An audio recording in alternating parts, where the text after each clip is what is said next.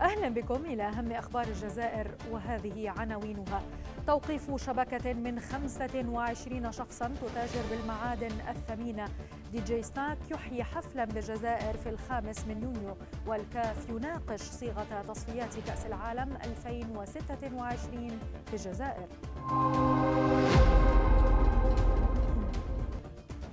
أطاحت مصالح الأمن الجزائري بشبكة إجرامية تتكون من 25 شخصا من بينهم امرأتان بتهمة تخريب الاقتصاد الوطني وتبييض الأموال عن طريق المتاجرة غير الشرعية بالمعادن الثمينة. وتم استرجاع محجوزات قدرت قيمتها الإجمالية بأكثر من 22 مليون يورو و135 كيلوغراما من الذهب. خلف انفجار غاز في غرفة بشقة في المدينة الجديدة علي منجلي بقسنطينة إصابة شخصين بحروق جرى نقلهما على جهة السرعة إلى المستشفى. كما خلف الانفجار انهيار واجهة الغرفة وسقوطها على 4 سيارات كانت مركونة مع تصدع المنزل المجاور. حل منسق الأغاني العالمي الشهير من أصول جزائرية دي جي سناك بالجزائر. وحسب وسائل إعلام محلية فإن سبب الزيارة يأتي ترتيبا لحفل فني يحييه بالجزائر يوم 5 يونيو في ملعب نيلسون مانديلا.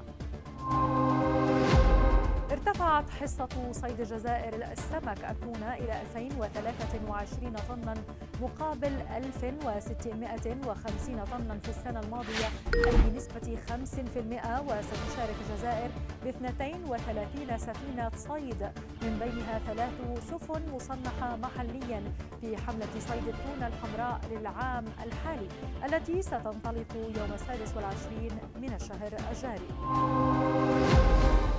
عبر الدولي الجزائري رياض محرز عن دعمه الكبير لزميله في المنتخب الجزائري إسماعيل بن ناصر نجم اي سي ميلان الإيطالي بعد العملية الجراحية التي أجراها في ركبته اليمنى والتي ستبعده عن الميدان لمدة 6 أشهر.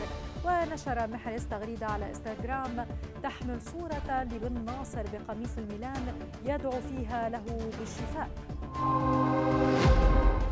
كشف الاتحاد الأفريقي لكرة القدم أنه سيناقش صيغة تصفيات كأس العالم نسخة 2026 وتاريخ المقابلات غدا الخميس في الجزائر تحت إشراف رئيس الهيئة باتريس موتسيبي. وستتم مناقشة ملف تصفيات مونديال 2026 للمنطقة الأفريقية وضبط الصيغة المثلى للمقابلات. نهاية النشرة وإلى اللقاء.